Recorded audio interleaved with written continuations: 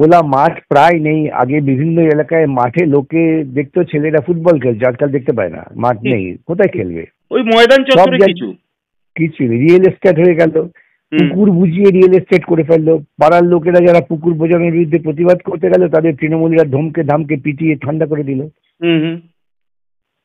এই সাময়িক লাভের জন্য পুরো পরিষেবার পুরো কাঠামোর একটা ব্যাপক ক্ষতি হয়ে গেল। সেই ক্ষতি থেকে উদ্ধার পাওয়া খুব মুশকিল। স্যার, আমার কয়েকটা কথা একদম ফ্ল্যাশব্যাকে 2000 সালে, যখন 78 সালের পরে সব থেকে বড় বন্যা, 78 সাল তো আমরা দেখিনি, 2000 সালের বন্যার কথা, তখন আমরা কিশোর, কিন্তু স্পষ্ট মনে আছে 2000 সালে মুখ্যমন্ত্রী কি বলেছিলেন সেটাও মনে আছে, ম্যানমেড বন্যা। আজকে আহ, আমরা দেখতে পেলাম যে আপনাদের আহ, দলের তারা রেড ভলেন্টিয়ার, তারা কোভিড এর সময় প্রাণান্তকর পরিশ্রম করেছেন, সর্বত্র প্রশংসা পেয়েছেন, যদিও তারপরেও আপনারা শূন্য। আজকে তারা দেখলাম সৃজন ভট্টাচার্য থেকে শুরু করে, আমি নামীদের মধ্যে সৃজন ভট্টাচার্যের কথা বলছি, আরো অসংখ্য রেড ভলেন্টিয়ার রাস্তায় নামলো মানুষের কাজ করতে। তো আস্তে আস্তে কি আপনারা এনজিও হয়ে যাচ্ছেন? মানে অনেকেই কটাক্ষ করছে সিপিআইএম এনজিও হয়ে যাচ্ছে, পলিটিক্যাল পার্টি নেই। বুদ্ধদা প্রায় সাত্রে ওই টালা ট্যাঙ্কের কাছে জল পরিষেবা ঠিকঠাক সেটা দেখবার জন্য পৌঁছে গিয়ে সাঁতরে। বুদ্ধদেব ভট্টাচার্য? হ্যাঁ, বুদ্ধ সাঁতার কেটে? সাঁতার কেটে। সুতরাং এসব গুলো মানে তো তখন তো তিনি মন্ত্রী? না, 77-এ তিনি মন্ত্রী ছিলেন না। আচ্ছা। হ্যাঁ, 77-এ বোধহয় মন্ত্রী ছিলেন। মন্ত্রী থাকলেও তিনি করেছেন, এটা আমি জানি। টালা ট্যাঙ্কের জল যাতে ঠিকঠাক মতো পরিষেবা দেওয়া যায়, যা দূষিত না হয়, সে চেষ্টা করেছিলেন। স্যার, এবার আমি একদম শেষ দিকে, আপনার একটু বেশি সময় নিয়ে ফেলছি, আমি স্যার একটু একটা প্রশ্ন করতে চাইবো। আপনি তো নিশ্চয়ই সরকারি বিদ্যালয়ে পড়াশোনা করেছেন স্যার? আমি কালীঘাট হাই স্কুল, হ্যাঁ। তখন সরকারি বেসরকারি ছিল না, গ্রান্টিং এইড স্কিম ছিল প্রকৃতপক্ষে। ওই বেতনের ভিত্তিতে এবং যেটুকু ডেফিসিট হতো সেটা সরকার দিতেন। গ্রান্টিং এইড স্কিমের ভিত্তিতে স্কুল চলতো, সেই স্কুলে আমি লেখাপড়া করেছি। একদমই স্যার, মানে বেসরকারি কোনো স্কুলে পড়ানোর সামর্থ্য আপনার পরিবারেরও ছিল না, বা আপনিও সেই পড়াশোনা করেন। না না, খুব এবং আপনার মতো অসংখ্য বিভিন্ন ক্ষেত্রে বিভিন্ন কৃতি মানুষ, তারা একদমই এইডেড স্কুল বা সরকারি স্কুলে পড়াশোনা করে প্রতিষ্ঠিত হয়েছেন।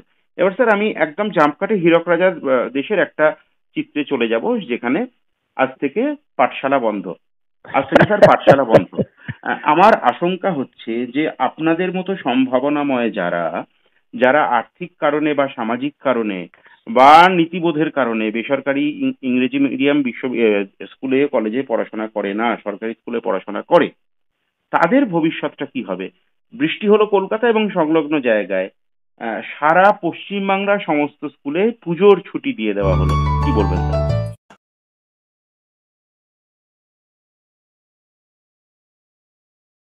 স্যার, মেঘ ভাঙা বৃষ্টি বলা যেত ঘন্টায় আর 2 মিলিমিটার বাড়তি বৃষ্টি হলে, ঘন্টায় 100 মিলিমিটারের বেশি বৃষ্টি হলে মেঘ ভাঙা বৃষ্টি বলা যায়।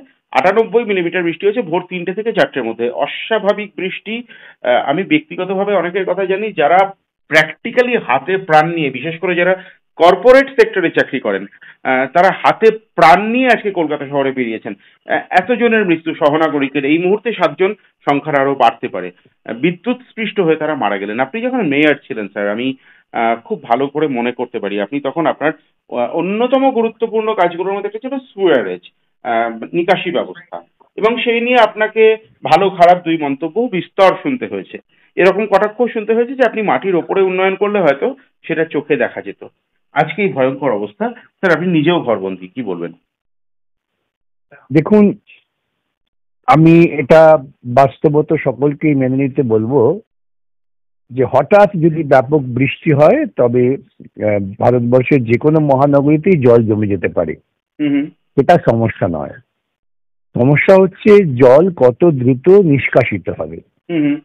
জল নিকাশি পুরো পরিকাঠামোর প্রাথমিক কাজটা হচ্ছে কিন্তু নিকাশি ব্যবস্থার উন্নয়ন করা।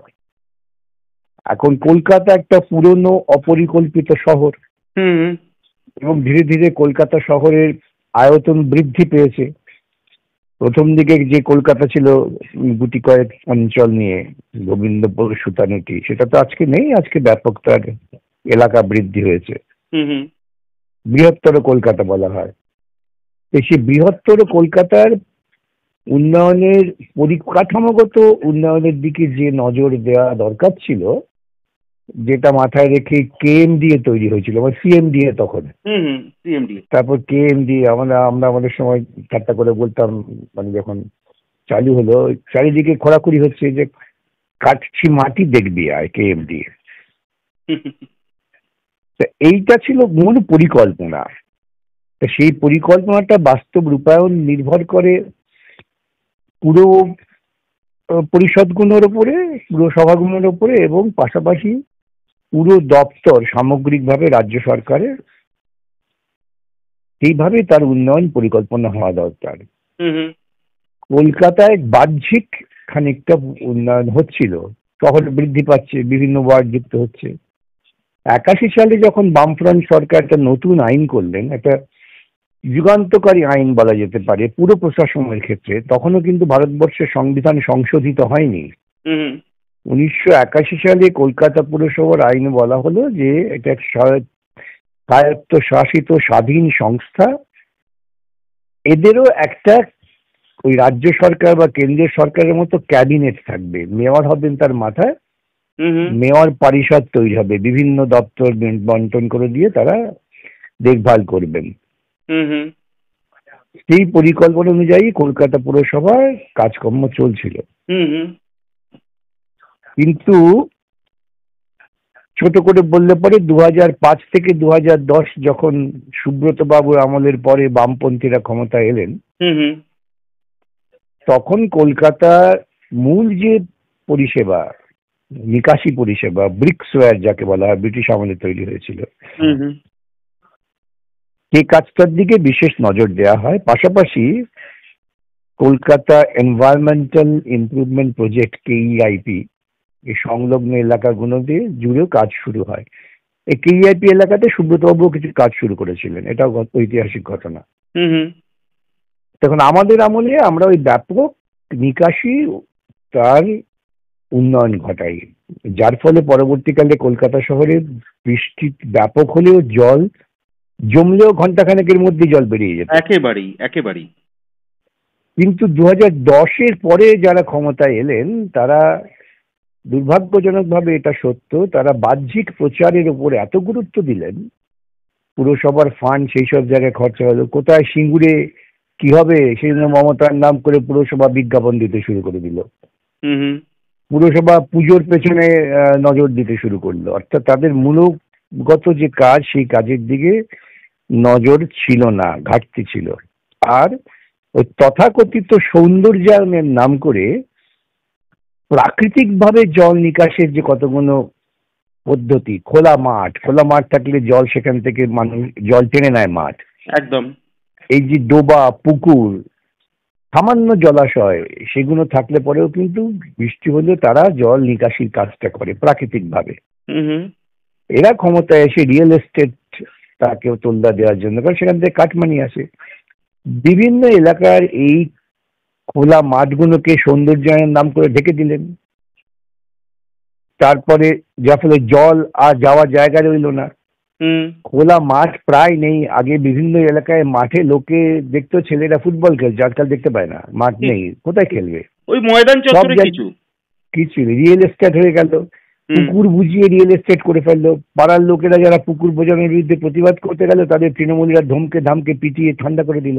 হুম হুম, এই সাময়িক লাভের জন্য পুরো পরিষেবার পুরো কাঠামোর একটা ব্যাপক ক্ষতি হয়ে গেল, সেই ক্ষতি থেকে উদ্ধার পাওয়া খুব মুশকিল। সেজন্যই আজকে এত বড় বিপর্যয় দেখছেন। এবং ওই সৌন্দর্যায়নের নামে কলকাতা শহরের বুকে অপ্রয়োজনীয় আলো ঝলমল, লোকে দেখবে কলকাতা আলো ঝলমল, মমতার আমল আলো ঝলমল, এবং সেটা করতে গিয়েও এই বিদ্যুৎ পরিবহন দপ্তরের সঙ্গে এদের একটা, বিদ্যুৎ পরিবহন যে সমস্ত সংস্থা তাদের সঙ্গে এদের একটা গোপন বোঝাপড়া হলো, যার ফলে দেখবেন ইলেকট্রাল বন্ডে তৃণমূল দলকে সবচেয়ে বেশি টাকা দিয়েছে কিন্তু এই বিদ্যুৎ পরিবাহী সংস্থা। একদম একদম। এবং মমতাকে তুষ্ট করার জন্য যেখানে সেখানে আলগা ঢঙে বিদ্যুৎ আলো, নীল সাদা স্প্রিং ওয়্যার সব লাগিয়ে দিল, তার দেখভাল হলো না। তারই পরিণতিতে আজকে বৃষ্টিতে জীবনের জীবিকার জন্য পথে বেরিয়ে 7 জন মারা গেলেন। তো এখনই আমরা জানতে চাই, এক্ষুনি আমরা জানতে পারছি যে কলকাতা এবং সংলগ্ন অঞ্চল মিলিয়ে সংখ্যাটা 10 পেরিয়ে গিয়েছে, মৃত্যুর সংখ্যাটা 10 ব্যাপার। পেরিয়ে গিয়েছে। 10 এই যে মারা গেলে সম্পূর্ণ দায় হচ্ছে রাজ্য সরকারের। আর রাজ্য সরকারের মুখ্যমন্ত্রী নিজের দায় ফেলে দেওয়ার জন্য এখন তিনি বলছেন সিএসসি কে যেতে হয়, ক্ষতিপূরণ দিতে হবে। হুম। এগুলো বোঝাপড়ার ব্যাপার। আমরা কত একটি অপদার্থ দলকে ক্ষমতায় বসিয়ে আমাদের জীবনে যে কত বড় ক্ষতি করেছি, এটাও একটা তার উদাহরণ। স্যার, আমার কয়েকটা কথা একদম ফ্ল্যাশব্যাকে 2000 সালে, যখন 78 সালের পরে সব থেকে বড় বন্যা, 78 সাল তো আমরা দেখিনি, 2000 সালের বন্যার কথা তখন আমরা কিশোর, কিন্তু স্পষ্ট মনে আছে 2000 সালে মুখ্যমন্ত্রী কি বলেছিলেন সেটাও মনে আছে, ম্যানমেড বন্যা। আজকে আহ, আমরা দেখতে পেলাম যে আপনাদের আহ, দলের তারা রেড ভলেন্টিয়ার, তারা কোভিড এর সময় প্রাণান্তকর পরিশ্রম করেছেন, সর্বত্র প্রশংসা পেয়েছেন, যদিও তারপরেও আপনারা শূন্য। আজকে তারা দেখলাম সৃজন ভট্টাচার্য থেকে শুরু করে, আমি নামীদের মধ্যে সৃজন ভট্টাচার্যের কথা বলছি, আরো অসংখ্য রেড ভলেন্টিয়ার রাস্তায় নামলো মানুষের কাজ করতে।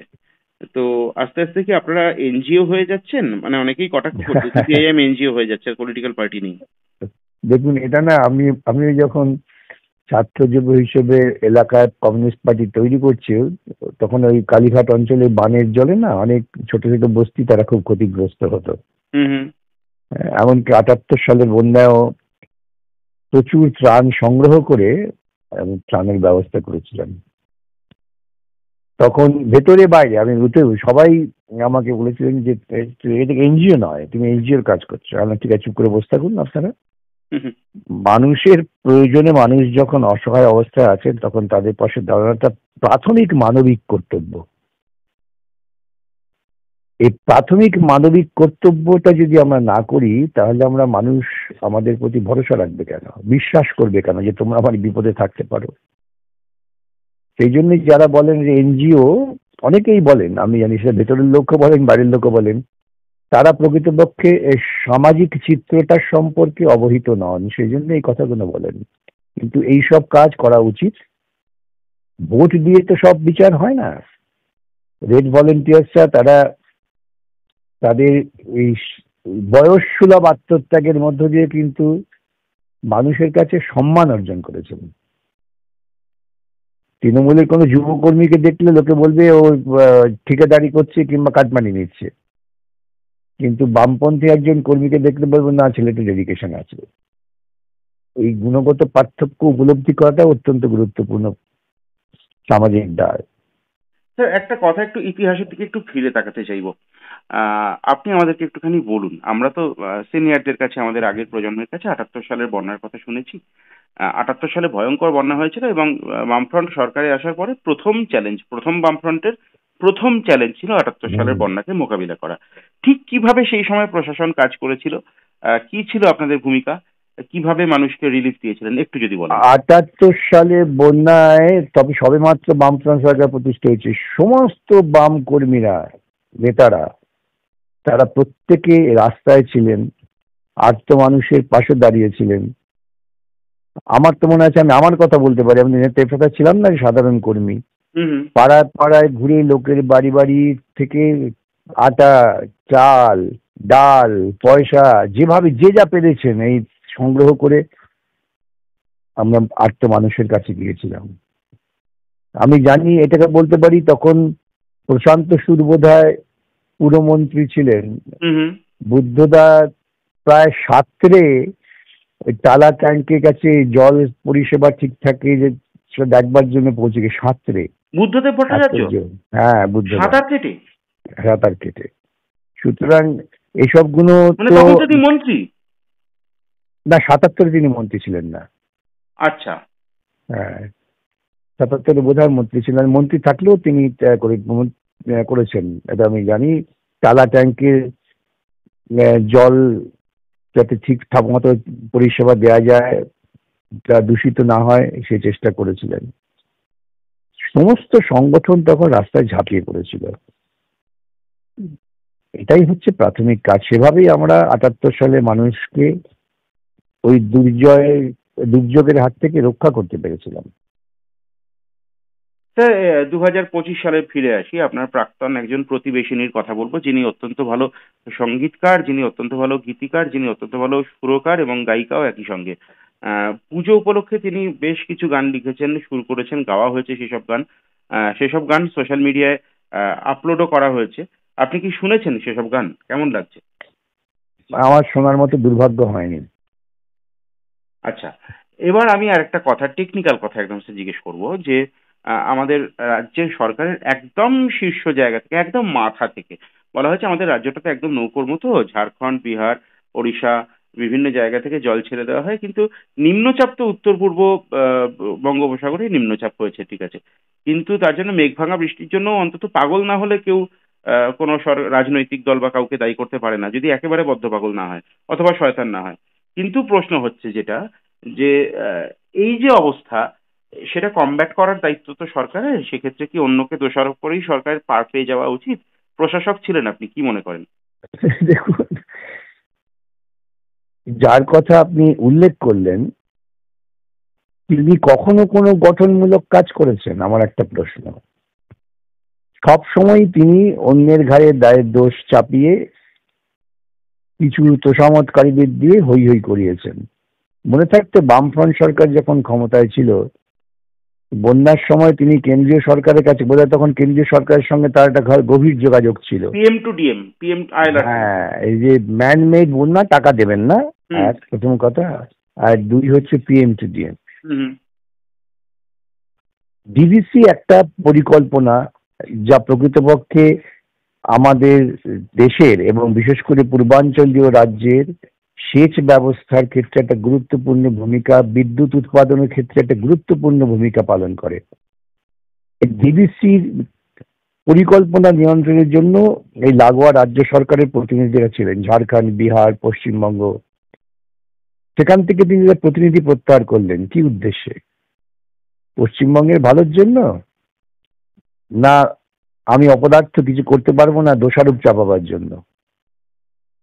ডিভিসি জল ছাড়ছে, কেন ছাড়ছে, আগাম তার হিসেব হয়, পরিকল্পনা হয়, কখন ছাড়া হবে প্রস্তুতি থাকে।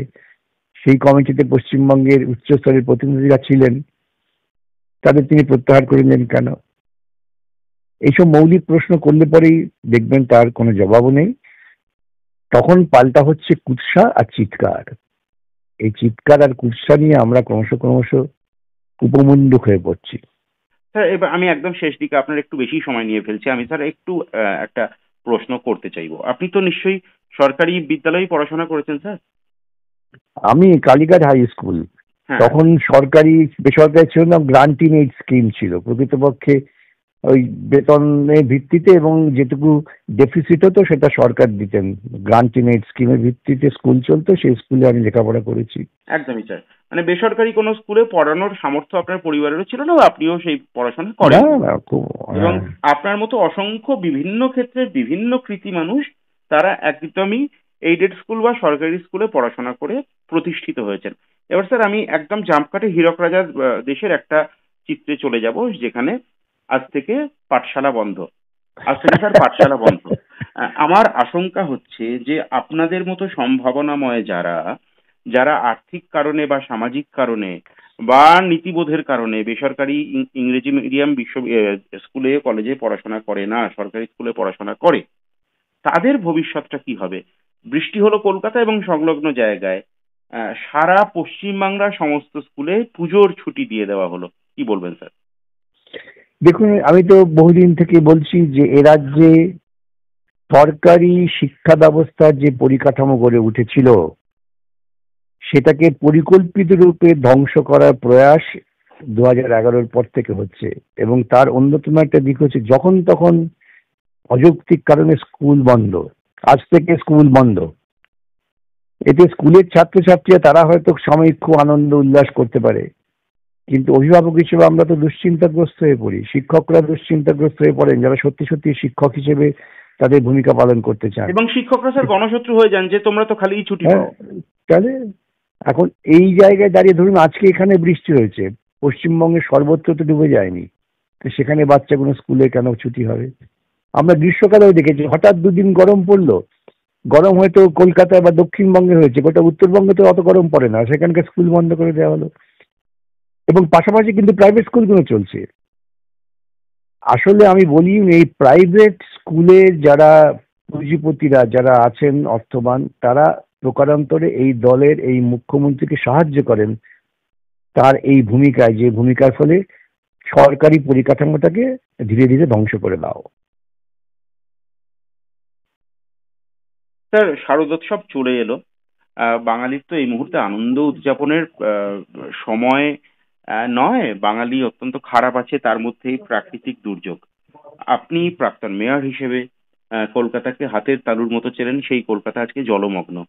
কলকাতাবাসীর উদ্দেশ্যে, বঙ্গবাসীর উদ্দেশ্যে আপনার বার্তা দিয়ে কথোপকথন শেষ করব। দেখুন, আমার সকলের কাছে আবেদন সেটা হচ্ছে, আপনারাও নাগরিকরা একটু সচেতন হন। আমাদের নাগরিকদেরও একটু নাগরিক দায়িত্ব পালন করা উচিত।